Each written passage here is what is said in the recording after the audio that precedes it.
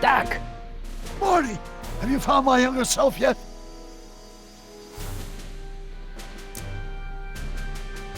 Where have you been all this time? I missed you. I've missed you too, Marty.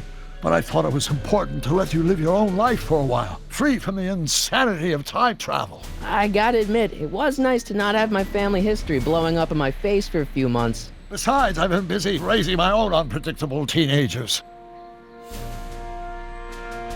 So how are Clara and the kids? They're fine. Right now we're trying to decide where to send Jules and Vern to college.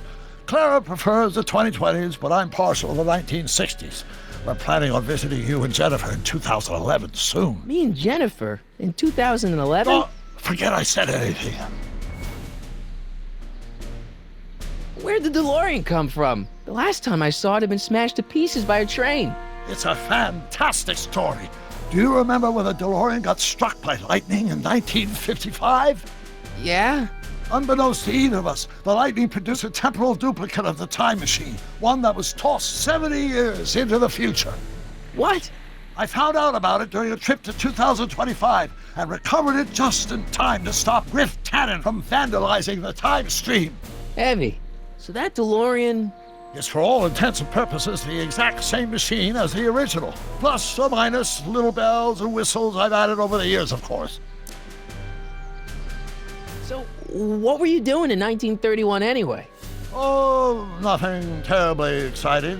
Indulging in a little personal nostalgia, picking up a few rare out-of-print books to surprise Clara on her birthday, solving a historical mystery or two.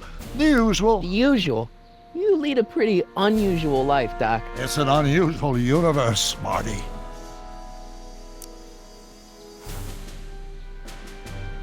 How'd you wind up in jail in 1931 anyway?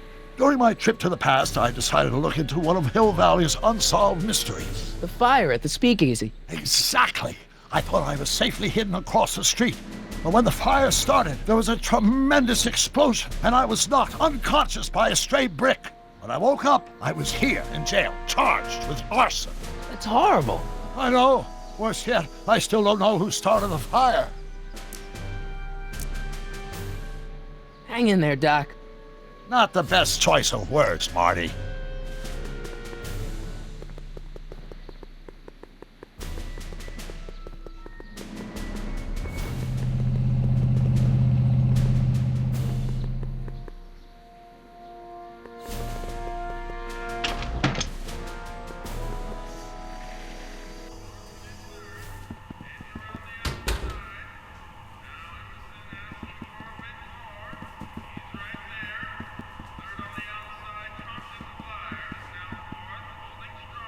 I better not talk to him. I don't want to mess up his timeline.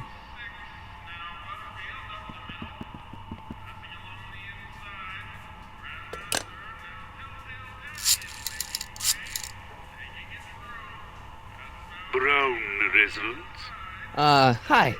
Do you know where I can find Emmett Brown? Young Master Brown is currently tending to his clerking duties at the courthouse. Who may I say is calling? The courthouse? Doc never told me he worked at the courthouse.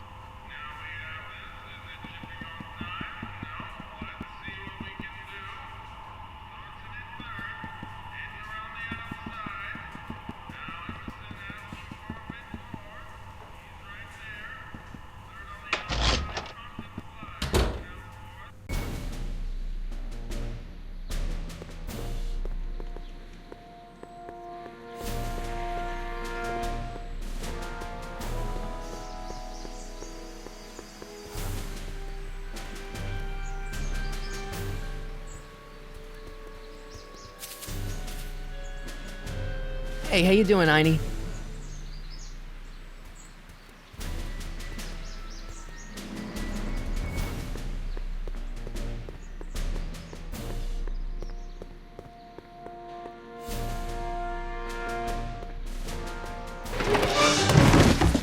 Don't touch those. These are very sensitive legal documents. Nobody is supposed to handle them but sworn officers of the court. Judge Brown says so. Judge Brown? Doc. Nice to meet you. I'm Michael, Corleone. Emmett Brown. But I am a law clerk, not a doctor. Now please get out of my way. I have important business to transact. Naturally, H2A multiplied by the inversion of H has to come out less than expectation value of A, right? No. What am I missing here? Or do we take H to stand for Hermitian line operator? But in that case, H to the A. Listen, Emmett, you don't know me, but I'm your friend. I'm not big on friends. They get in the way of work. What's this important business you're up to?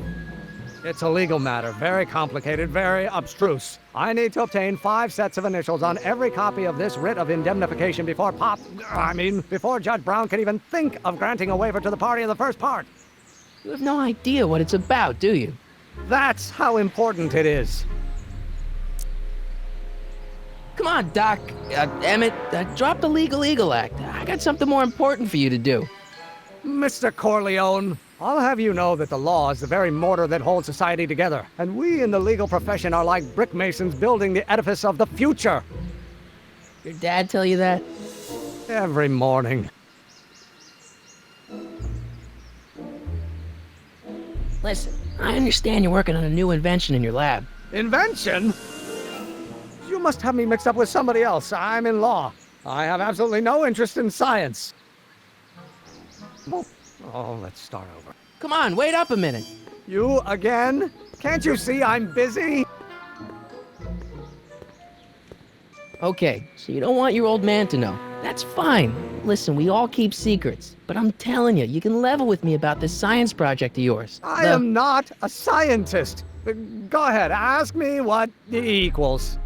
What does E equal? I have absolutely no idea. See? I don't know where you got your information from about me, mister, but you're wrong. The speed relative to the speed of light. Oh, which brings us back to H.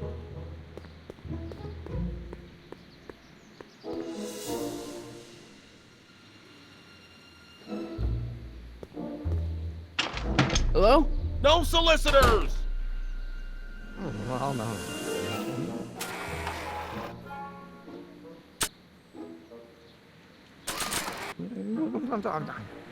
Will you just give me a chance? Harassment's a federal crime, Mr. Corleone. Come on, you could trust me, Doc. Emmett, it's your future I'm looking out for, in more ways than one. What are you talking about? I'm talking about you and science. Oh, that word again! If you insinuate I'm a scientist once more, I'll sue you for defamation of character! Multiplied by the inverse of A might well be. Oh, think, Emmett, think. H to the A multiplied by the inverse of A. H to the A multiplied by the inverse of A. A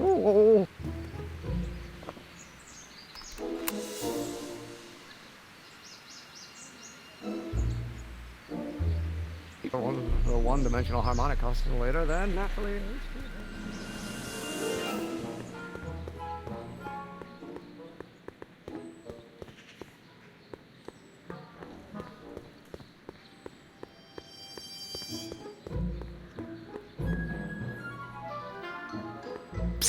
Doc!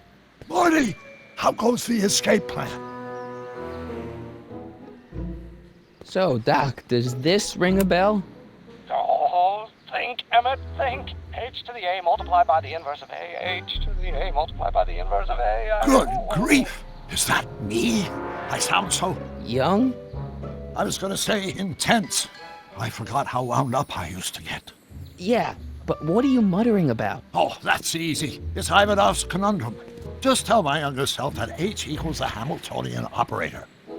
Won't giving him the answer mess up the time stream? Only if it turns out that reality is actually nothing more than a holographic illusion created by the interplay of subatomic particles on a vast two-dimensional membrane. So... It'll be fine.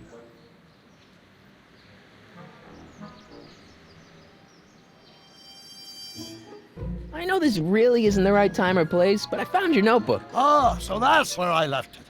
Why'd you bring it here? Because the bank's selling off all your stuff. They can't do that. That's what I keep trying to tell him. Well, you hold on to it for safekeeping. We'll deal with my financial situation in 1986 after we saved me from a grisly death in 1931. Hang in there, Doc.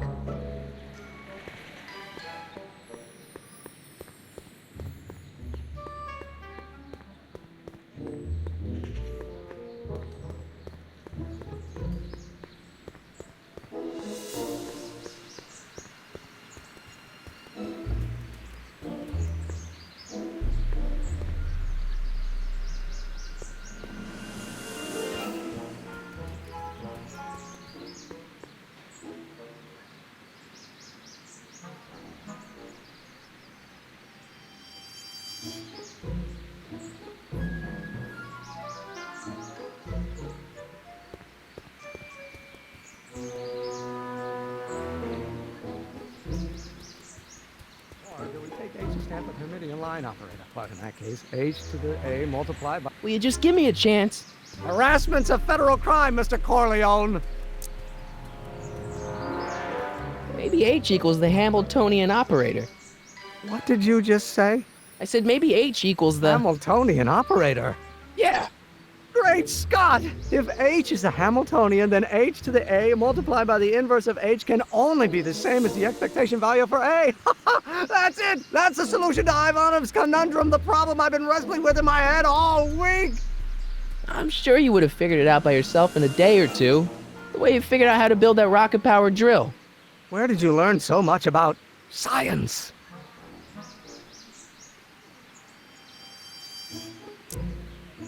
Well, it's like this. You know about my rocket power drill? Then there can only be one explanation. What? You're from the patent office. I confess I didn't quite know what to expect when I sent the paperwork, but I never expected this.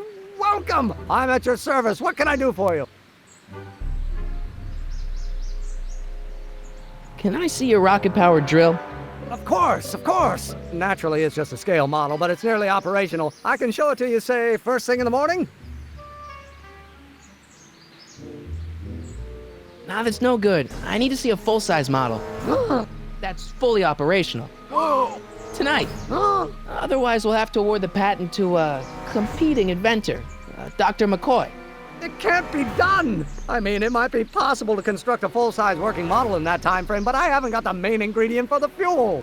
I'll get it for you. What is it? 190 proof grain alcohol. And you know how difficult it is to get a hold of alcohol these days. Especially now that someone's blown up the speakeasy. And besides, there's no way I can get off work until I've delivered the subpoena. It's part of the investigation into the business affairs of Kid Tannen. Is it vitally important you see that rocket power drill today? Yes. Is it vitally important you deliver that subpoena today? Yes! Listen, I'll help you deliver it, and I'll see to it you get the alcohol you need. It'll help you get that drill finished by tonight. Deal? Deal. Here's the subpoena. I've got to subpoena my grandpa? It's Kid Tannen. Hey, I just saw him at the soup kitchen yelling at Arthur McFly. I'm not surprised. Arthur does the books for his business. What kind of business? That's what the DA is trying to find out. Let's go talk to him. No! Why not? Kid Tannen can tell us where Arthur's hiding. Yeah, well, he can also have us fitted for a Chicago overcoat.